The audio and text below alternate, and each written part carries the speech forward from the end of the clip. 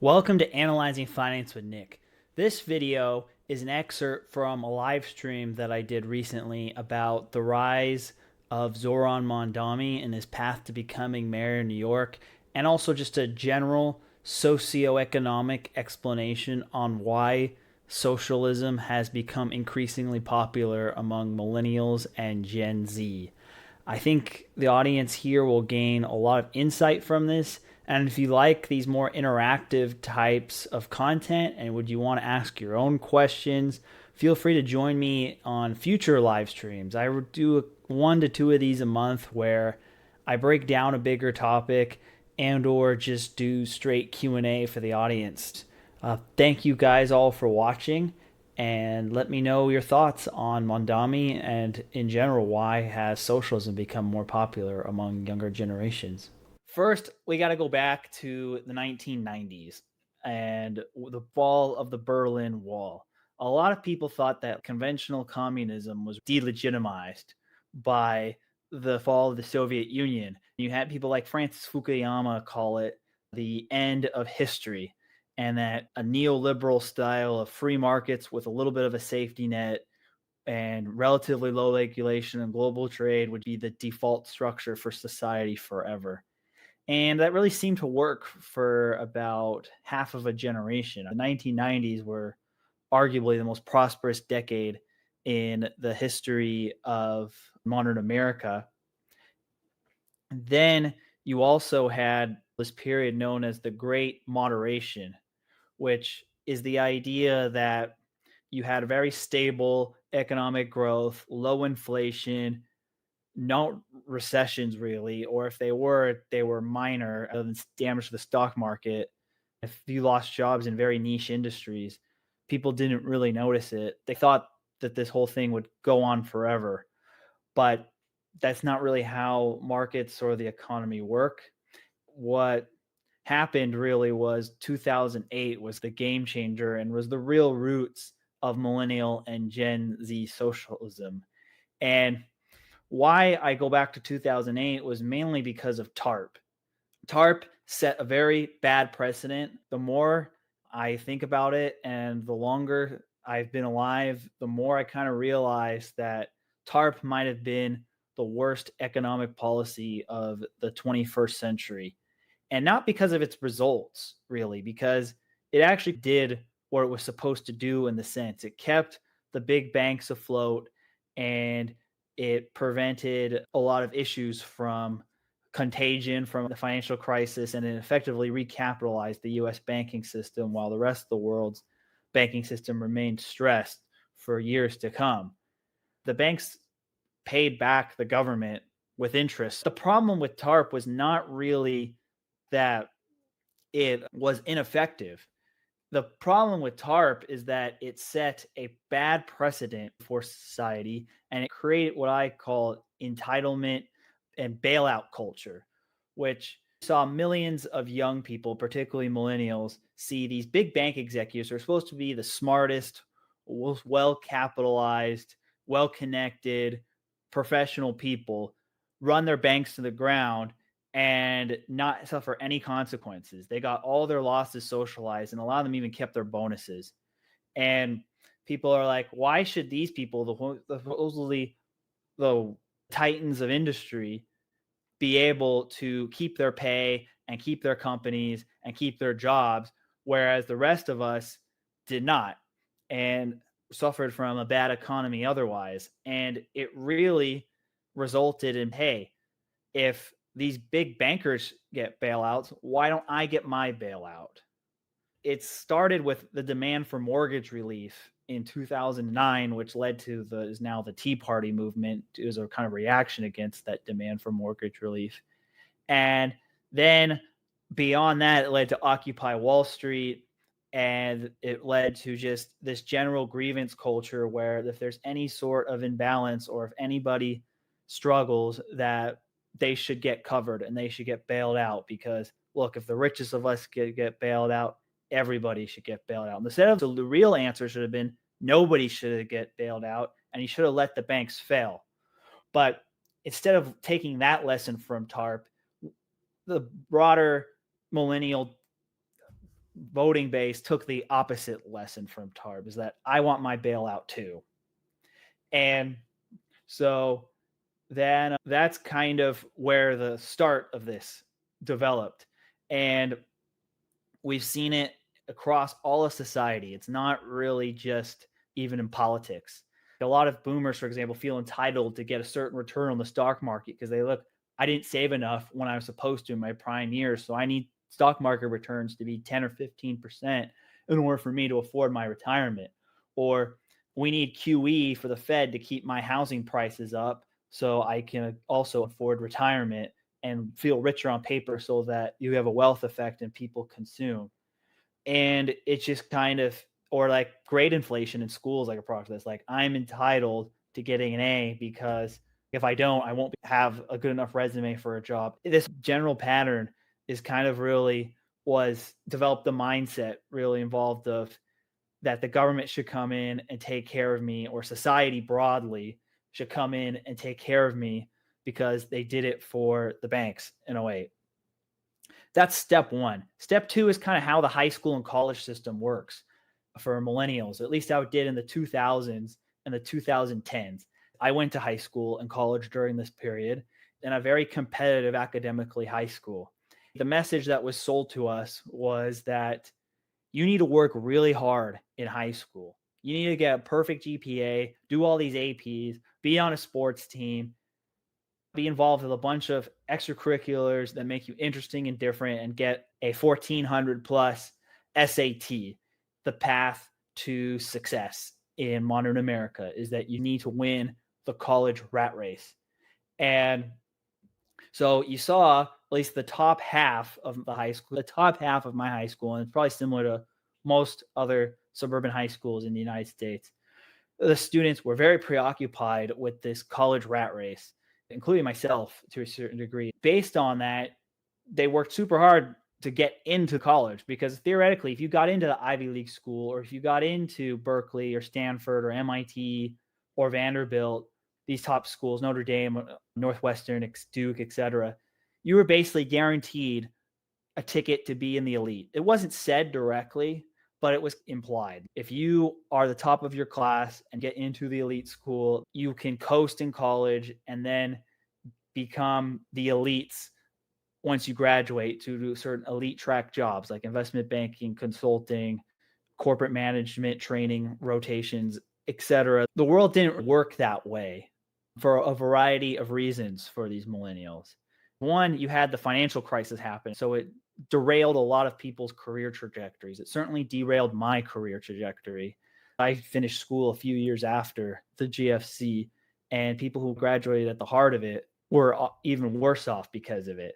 The correlation between academic hard work and success broke down. So instead of like saying, oh, I got into US News top 20 school, I should be entitled to a top job.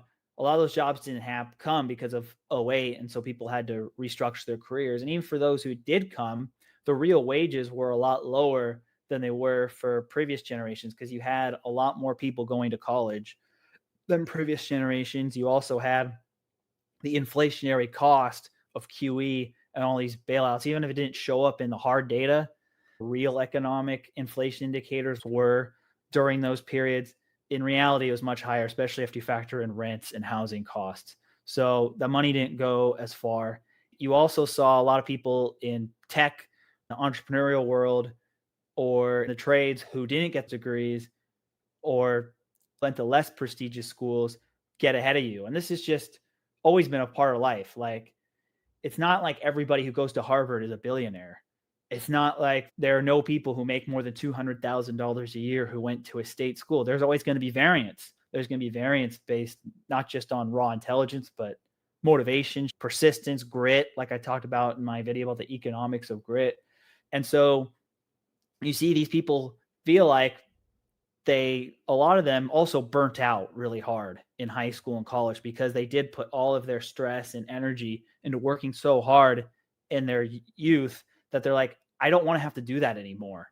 I feel like I'm supposed to be able to be, not really entitled is the right word, but I should be positioned on a more smooth, more relaxed elite track because I worked so hard in high school and to a lesser extent college. And when people realize that the world doesn't actually work that way, it created a lot of resentment. They're like, wait, I sacrificed my youth for having fun or doing whatever, and I'm going to be in the same place as the guy who went to the state school or didn't even go to school. I feel ripped off. It's not really fair. And I can basically, as a result, predict somebody's political ideology based on their education, relative prestige of their resume relative to their income. So if you're somebody who has a relatively low income and a high prestigious degree or multiple degrees or a highly prestigious job, even if it doesn't pay well, you probably have more left-leaning politics.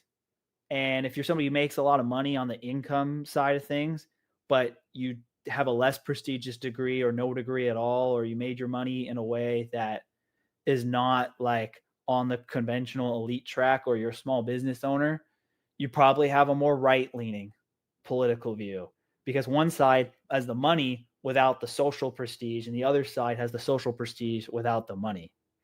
And this dissonance is what creates a lot of the millennial socialism. They feel like, hey, wait, look, if me, the one who worked hard in school, got these prestigious degrees, went on the right track that I was supposed to get to, and I didn't get there, that means nobody can be able to get there.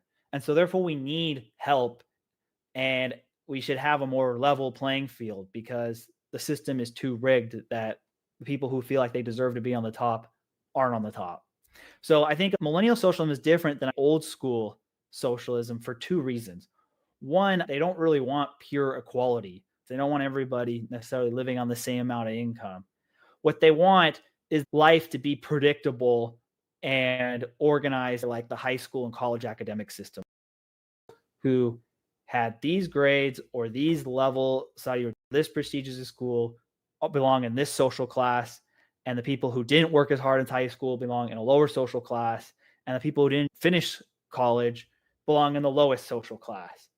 And so that's what they want. They want more rigid, predictable hierarchy, and that doesn't, the free market is not compatible with that fundamentally. They develop a resentment for the free market because it doesn't play in to what they thought the world should be. So that's, I think, what I think if you look at it that way, and just that the same people who are competing to be in the most prestigious schools, and if they didn't make it, they're not C-suite right now, or they're making at least $400,000 a year, they have an axe to grind.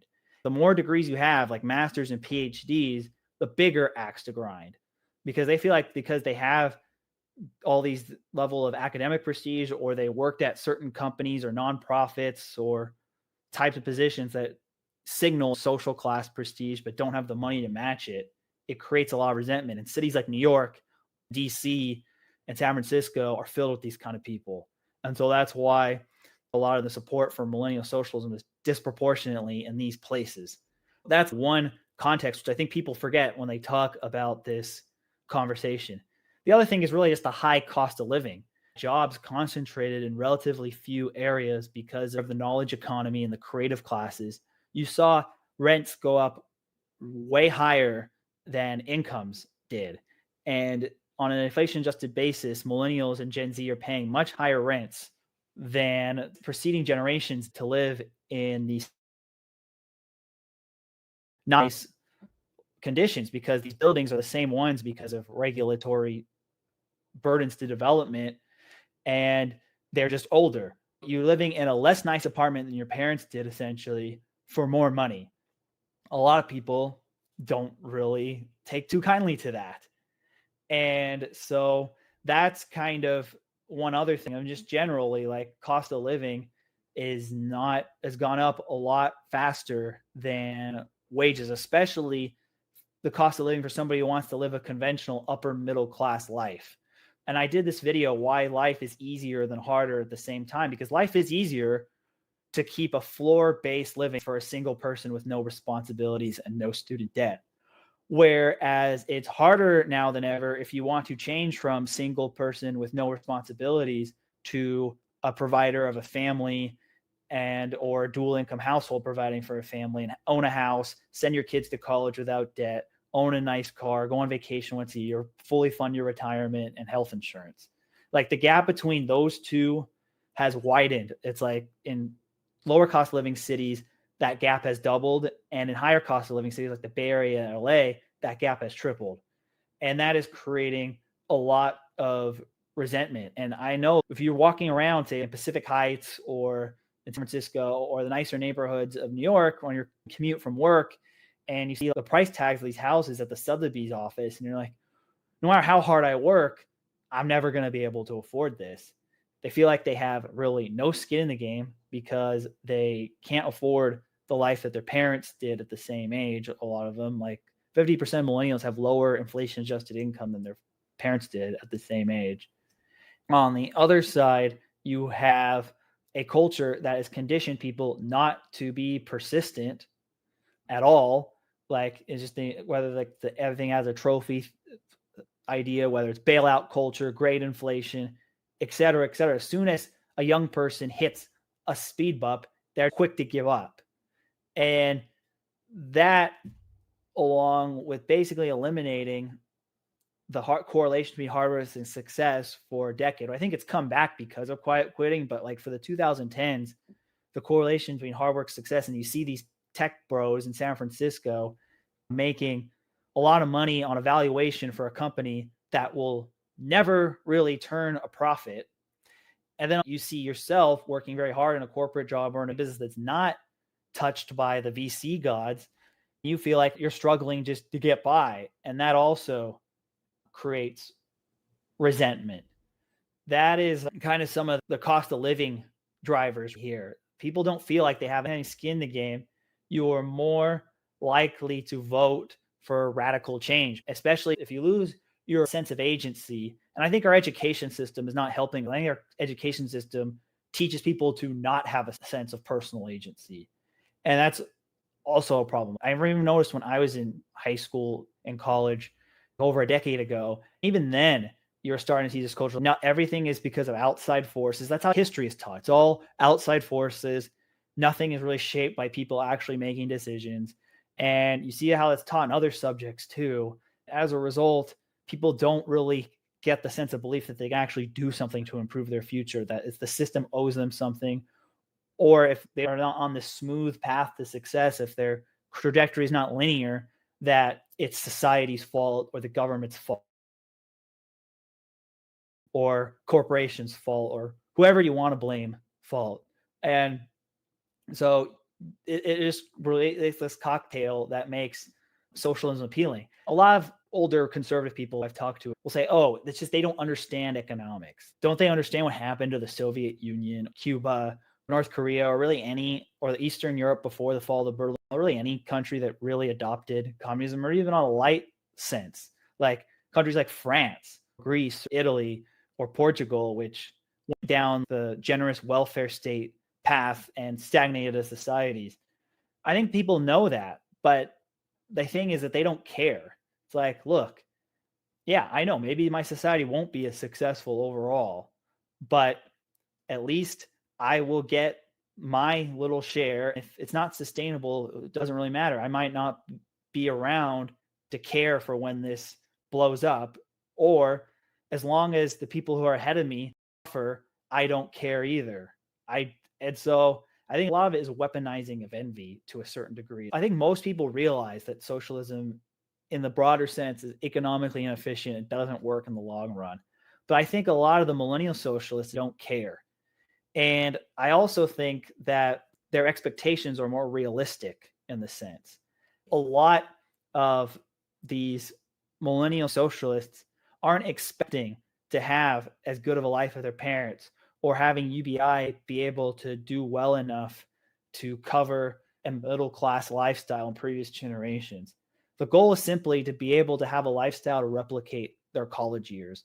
A lot of millennials believe that college was the best time of their life, and it's gone downhill since. If you can just have the life you did in college with very little responsibility, and you either had student loans or your parents cover your expense time, and just kind of live that kind of lifestyle, hang out with your friends a lot, have something fun to do on the weekends, and just have a routine kind of path, whether it's have jobs structured more like classes in school. I think a lot of people would take that trade. And I think that's essentially what the AOCs and the Mamdanis in the world are promising people. You can live like a sophomore in college your entire life. And given the struggles that a lot of people have in these big cities, they'll take that trade, especially with the average rent for a studio apartment in Manhattan being $4,000 a month, and the average 2-bedroom in any of the boroughs in New York being $5,000 a month. And the average salary for a college grad in New York is maybe 100 to 120K a year. So even people who have high incomes, like 100,000 to 250, even $300,000 a year in a city like New York, life isn't that much better than living like a college student, because your rent is so high. The cost of all your living expenses is so high. So you're not really able to save to be able to buy a property or invest a meaningful amount, say like 20% of your after-tax income or more in financial assets. And so that's what the example really is that they're like, look, I might as well vote for Mamdani. Like, my taxes are high anyway because the tax brackets are set relatively low in places like New York or California. So my taxes are high anyway. I'm not getting much for it. I might as well vote to get a free bus ride or a subsidized grocery store or freezes on my rent. And even if they don't care about the second order effects in the long run, a few reasons. One, these people might not live in New York that long. New York is something, a phase for a lot of people. They move there in their 20s and they probably leave in their late 20s or early 30s to either settle down in the suburbs or to move to their hometown or someplace else. So I think that has the transient sense. There's really not that the long-lasting community is not there with a lot of people in New York. And then the second thing is the cost of living relative to how the wages are structured there makes it not attractive. And also the economy of New York is a lot different than it used to be. It's not really the financial city anymore. And I think this is going to be one of the consequences of Mamdani's election, is that New York is going to lose its status as the financial center of the United States of America.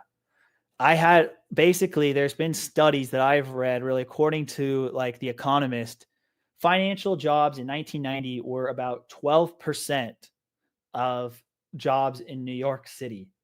Now that has gone down to, as of August 2025, a little over 7.5% of jobs in New York are financial services related. And I think that is going to continue to decline and accelerate because New York is just economically uncompetitive due to high taxes, high salaries you need to pay for to get people to want to live there, especially more senior level professionals who just don't think it's worth the cost. Maybe young people can be okay with living very relatively lower standard living to enjoy like the vibrancy and fun of living in a big walkable city like New York. But somebody over the age of 35, especially with a family, they're going to just do the math and say it doesn't make sense. Jamie Dimon, for example, basically has been quoted saying he has more employees at JP Morgan in Texas than in New York City. In terms of, I think the more people are going to move quicker are smaller asset management firms or lower headcount hedge funds and private equity firms. So they'll move to Florida, they'll move to Connecticut, they'll move to New Jersey, Texas, or other lower tax, less regulation, lower cost of living places where they can hire people for lower salaries. You're seeing in the last 5 years, 1 trillion of assets under management move out of both California and New York because of this very reason. And if Mamdani wants to push a higher corporate tax to pay for his policies, businesses are going to react accordingly.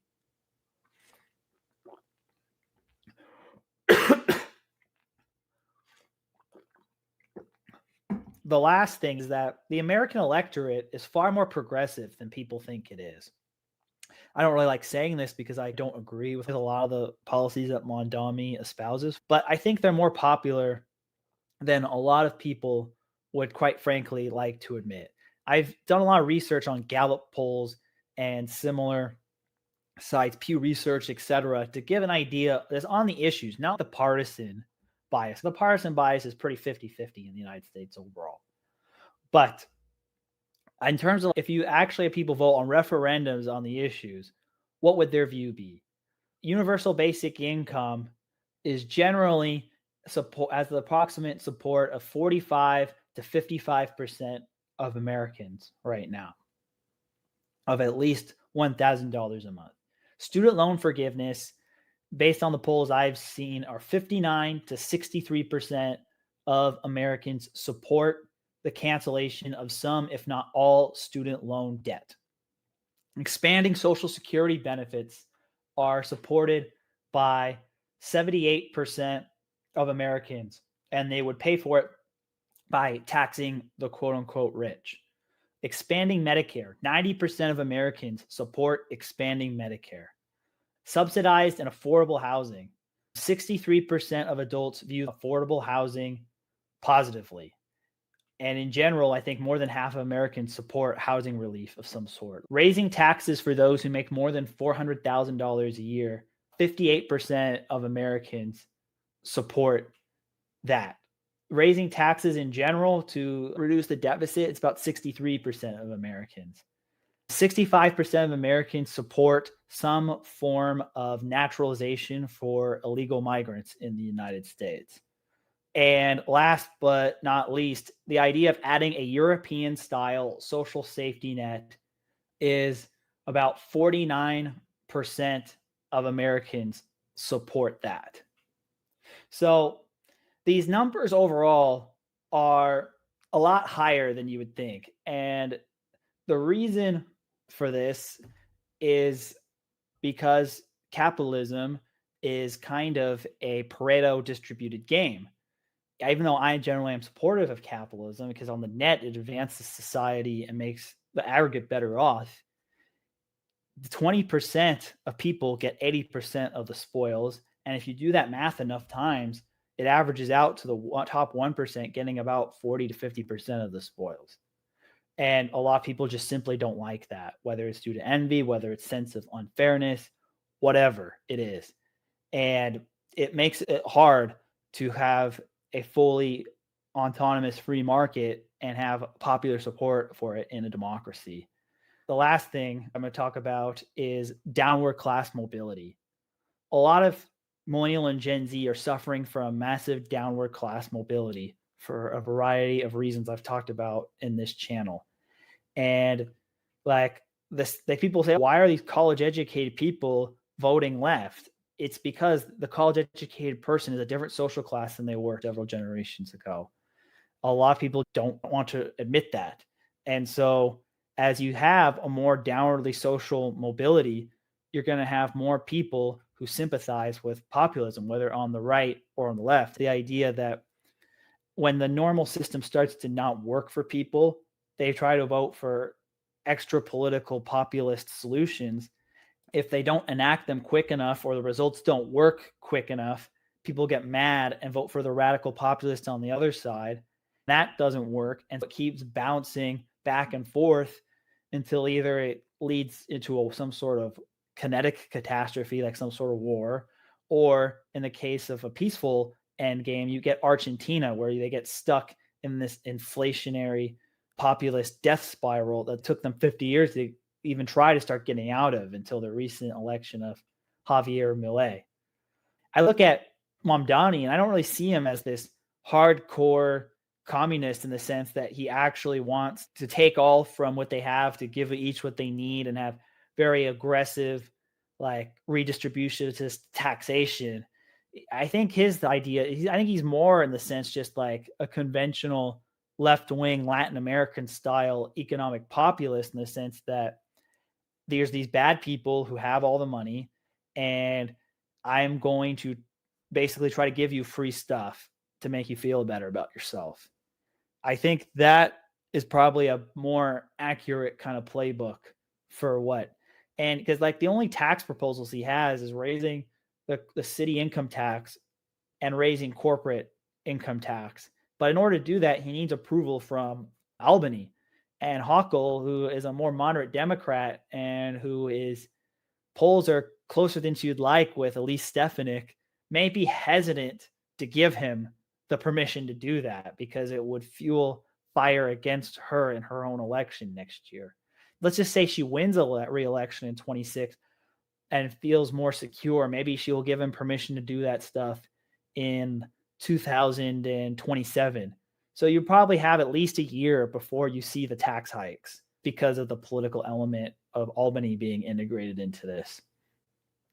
And the math really doesn't math for a lot of his proposals, whether it's the free buses, the rent caps, building more subsidized housing, the government-run grocery stores. I think that it's going to result in a fiscal problem of New York similar to the 1970s. If you want to look at what happened in New York in its bankruptcy in the 1970s, that might be a foreshadow to what could happen this time around. And also, I think you'll see crime rates rise in New York gradually. New York seems to be this bipolar city when it comes to how they decide to enforce crime. Like, crime gets bad, they elect a tough on crime mayor who will actually do something about it. This is whether a Republican or a Democrat. Like, we've had this a case with like Giuliani, Bloomberg, and Adams, I think are more, I'd lean on the tough on crime type mayors. And they're probably ones in older generations too. And then they say New York is perfectly safe. We could be a little bit nicer to on our views on criminal justice and be a little more lenient on those in need who are committing these crimes. And then you get a crime wave in New York, like what happened under de Blasio and what happened in the 70s and the 80s. It just seems like the city can't really make up its mind on whether it wants to enforce crime or not. I think it will take some time, but that's probably another consequence. We've seen this in other cities like San Francisco and LA when they've elected more progressive DAs or mayors who have sympathies for this certain approach to criminal justice. You've seen spikes in crime rates. And even though they're Democrats, they've elected either outright Republican DAs or ones who have more reputation of being tough on crime, and mayors too, because people eventually get fed up with this kind of thing. And so I think Mamdani is likely to be more in the looser on crime camp. So that's probably another thing that I think is likely to happen because of this. But that's kind of what my thoughts are on this whole thing when it comes to a lot of the motivational socialism. But there is one other thing. I think that this is kind of the prole drift of American politics. It's the idea that the average electorate, this is more of a bipartisan issue in America, has kind of changed what they want out of their public officials. And I think originally they just want competency and to be allowed to kind of just live their lives a certain way and make sure the economy doesn't crash. But I would say maybe post 2008, but this might even go back to say like the LBJ years if we really want to take it to the origin of this. The electorate kind of shifted to, instead of just wanting be able to have prioritize stability, want to prioritize freedom without responsibility. If I could summarize the modern American electorate in 3 words, it'd be freedom without responsibility. They want freedom to do whatever they want, no matter how self-destructive it is to themselves or as destructive it is to society, but they don't want to pay the consequences for it, whether it's financial consequences, whether it's personal, moral, legal, or economic consequences. So let's do an example of this. Say, for example, you want to, have socialized medicine and socialized college. You want the freedom to be able to choose whatever I want and not live a very risky life and be able to study something impractical at school and not have to pay for it, because when a left-wing government promises these things, they can win on that. But then when the left-wing government has to tax to pay for it, they lose their base because people don't want to pay for the inevitable cost of what they're asking for from society. And it works kind of the reverse way with the right. The right wants freedom, say, for example, libertarian particularly, the freedom to do whatever they want, but they're not willing to pay for the social costs of doing that. As a result, you have the same problem. When the government tries to come in and say, we need to have certain social conservative restrictions so that your pursuit of whatever vice you want doesn't destroy society, they'll go all up in arms and then lose their electorate. So it kind of works both ways. You can't run a functioning society on people who want freedom without responsibility. So that is my summary on Mamdani and why the root of millennial socialism is a combination of people trying to perpetuate the high school and college system. It's a combination of people wanting freedom without responsibility generally, the electorate generally being more progressive than people think, and the high cost of living, having young people feel like they have no skin in the game, and so they might as well vote for the system to burn.